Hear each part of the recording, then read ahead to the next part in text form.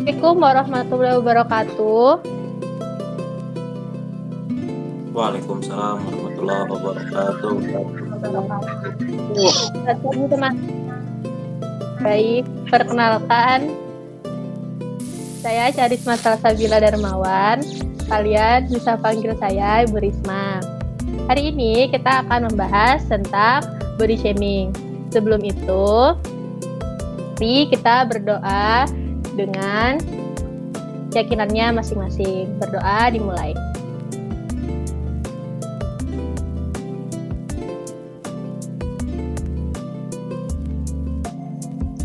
Selesai. Sebelum itu, Ibu mau memperkenalkan diri kalian masing-masing supaya lebih akrab. Bisa langsung perkenalan? Baik, Assalamualaikum warahmatullahi wabarakatuh. Waalaikumsalam warahmatullahi wabarakatuh. Perkenalkan, nama saya Hidayati Syifa dari kelas A angkatan 2020. Domisili saya di Kecamatan Pengaron, Kabupaten Banjar. Assalamualaikum warahmatullahi wabarakatuh. Perkenalkan, nama saya Hadi Salam. Saya dari kelas A angkatan 2020. Domisili saya di Kecamatan Pelaihari, Kabupaten Tanah Laut. Assalamualaikum warahmatullahi wabarakatuh. Kenalkan, nama saya Siti Jamila, kelas A, angkatan 2020. Domisili saya di Banjarmasin. Baik, terima kasih kalian sudah berhadir pada pagi hari ini. Langsung saja kita mulai diskusinya. Pertama-tama, saya mau nanya dulu, apa sih yang terlintas di benak kalian ketika mendengar kata body shaming? Kalau menurut saya, Bu, body shaming itu adalah suatu tindakan merendahkan fisik orang lain, baik secara sengaja maupun lewat candaan gitu, Bu.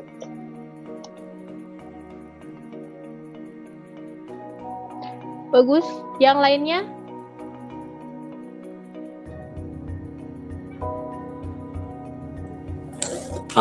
Menurut saya, body shaming itu mempermalukan fisik tubuh, dan itu tindakan mencemooh atau mengejek penampilan fisik seseorang. Cakupannya itu luas meskipun tidak berbatas pada mempermalukan, misalkan seperti mempermalukan lemak atau mempermalukan karena kurus juga bisa, dan juga banyak lagi, mungkin juga bisa sampai ke mempermalukan bentuk otot, bentuk tato, dan meninggalkan tanda fisik seperti psoriasis. Baik. Satu lagi? Menurut saya, body shaming adalah perilaku seseorang dalam memandang fisik seseorang mudah untuk dijadikan bahan celaan, hinaan, dan candaan.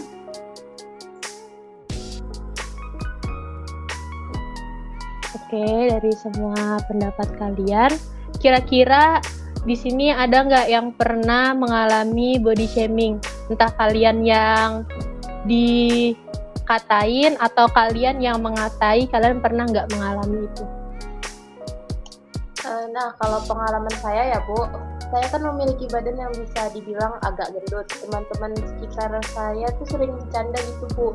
Kalau manggil saya kayak, "Hei, kamu gajah," gitu. Nah, saya tahu maksudnya bercanda gitu, Bu, tapi ya sakit hati juga sih. Tapi saya ya nggak usah dimasukin hati lah gitu. Saya masih mencoba untuk mensyukuri apa yang Tuhan kasih untuk saya. Alhamdulillah saya punya fisik yang lengkap, sempurna, terus sehat walafiat gitu, Bu. Kalau yang lain? Kalau saya, mungkin kalau menurut saya tuh nggak ada, dan karena saya mungkin nggak tapi memikirkan apa yang dikatakan oleh teman-teman, tetapi mungkin ada juga yang menghina atau melakukan body shaming kepada saya. dan itu saya tidak ingat apakah mereka bilangnya seperti apa atau mereka mengejek seperti apa. Satu lagi, Kalau pengalaman saya, ada seseorang oknum yang melakukan body shaming, mengatakan saya kurus. Ya, mungkin saya sih merasa sakit hati ya Bu. Tapi alhamdulillah saya selalu bersyukur atas nikmat Allah yang telah diberikan tubuh yang sehat dan lengkap.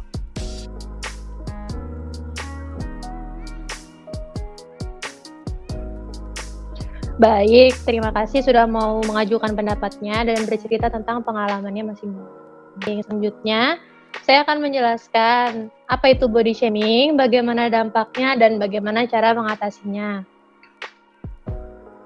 Body shaming itu terjadi ketika seseorang mempermalukan orang lain terkait bentuk tubuhnya.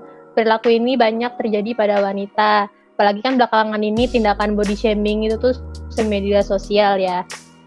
Seseorang yang sering mengalami body shaming itu biasanya tuh mengalami berbagai dampak buruk, termasuk itu kesehatan mental. Yang pertama itu biasanya kenanya ke mental. Nah, orang yang mengalami ini itu tuh biasanya awalnya itu punya rasa malu terhadap dirinya. Nanti lama-kelamaan ini menganggap dia tuh nggak berguna. Pada suatu titik tertentu, dampak dari body shaming ini terhadap kesehatan mental dapat menyebabkan seseorang mengalami depresi. Jadi dampak dari body shaming itu sangat berbahaya. Nah, setiap manusia itu diciptakan dengan bentuk tubuh yang berbeda-beda serta memiliki kelebihan dan kekurangannya masing-masing. Namun sayangnya di era sekarang, di era media sosial ini sangat berpengaruh. Justru banyak orang yang menjadi sulit untuk mencintai dan menghargai dirinya sendiri juga orang lain. Nah, mengomentari secara negatif tentang ukuran atau bentuk tubuh seseorang itu dapat sangat berpengaruh atau berpotensi sehingga menyebabkan rasa harga dirinya tuh rendah, kemarahan, stres, ingin melukai diri sendiri, dan bahkan gangguan kesehatan mental. Itu dampaknya. Body shaming itu istilahnya itu digunakan saat orang-orang yang mencela, menghina, atau berkomentar buruk terhadap penampilan fisik orang lain. Bentuknya ada macam-macam body shaming itu. Nah, dampaknya juga bisa membuat seseorang merasa depresi, merusak citra tubuh dirinya sendiri, atau bahkan bisa menjurus ke gangguan mental. Jadi,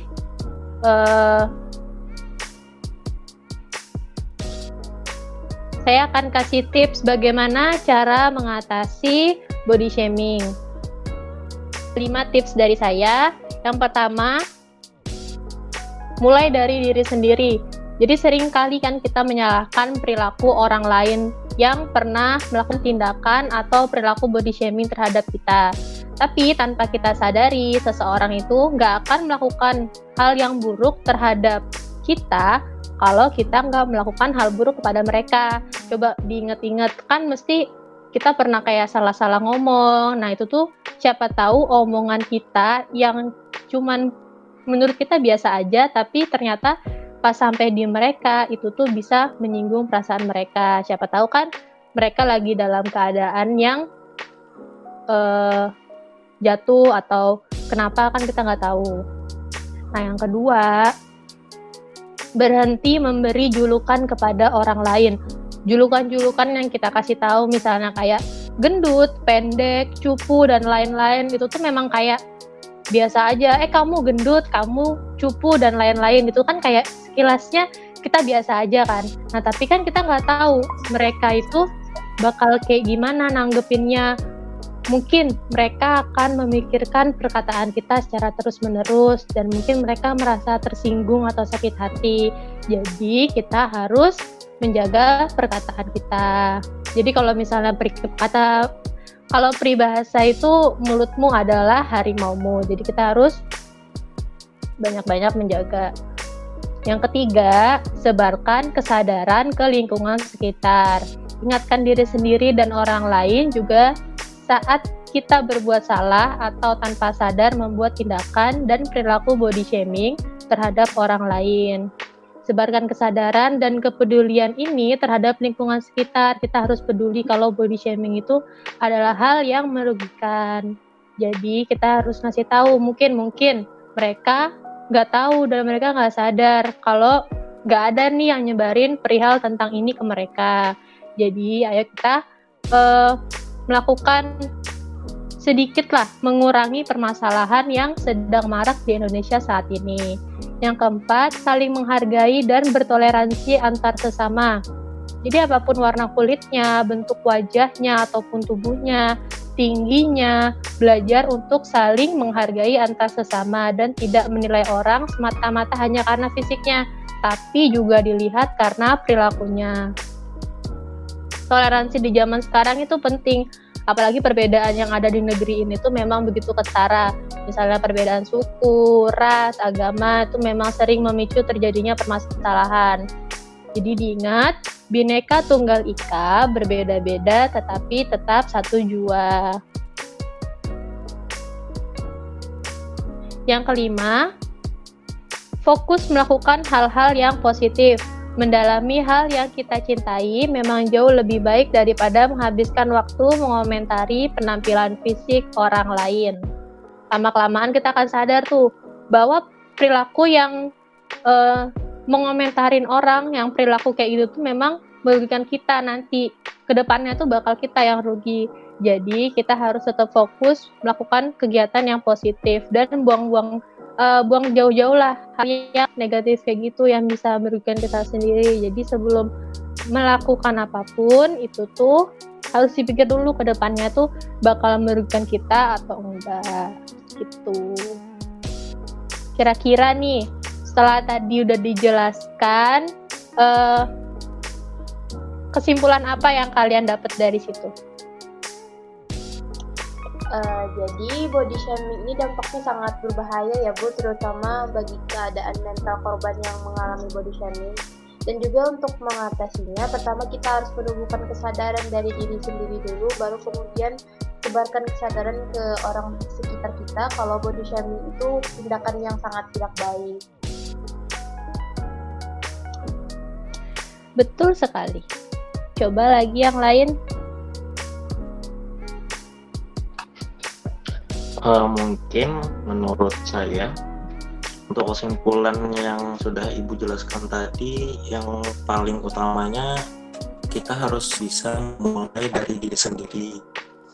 Dari diri sendiri itu kita bisa, misalkan kita bisa menoleransi dari perkataan teman-teman, kita bisa mengontrol emosi kita ketika teman ada yang mungkin memberikan kita hal-hal yang tidak baik. Dan apabila kita sudah bisa memperlakukan diri kita sendiri bagaimana, mungkin untuk ke orang lainnya juga bisa apabila kita ingin menyampaikan saran kepada teman yang lain.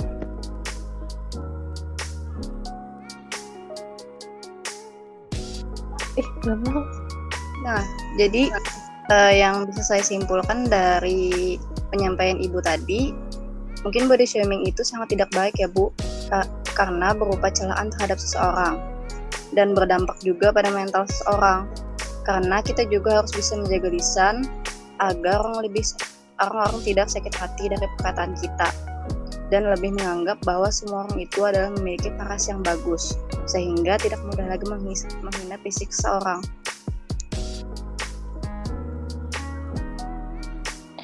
Baik, bagus sekali. Alhamdulillah kalian semua bisa menangkap apa yang saya sampaikan. Jadi mari kita sama-sama tanamkan dalam diri kita kalau body shaming itu adalah tindakan yang tidak baik.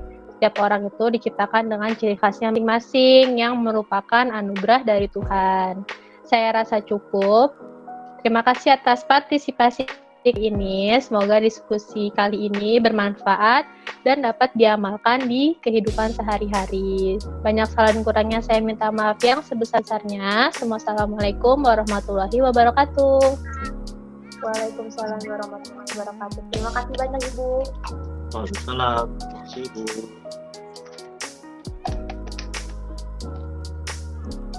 Oke.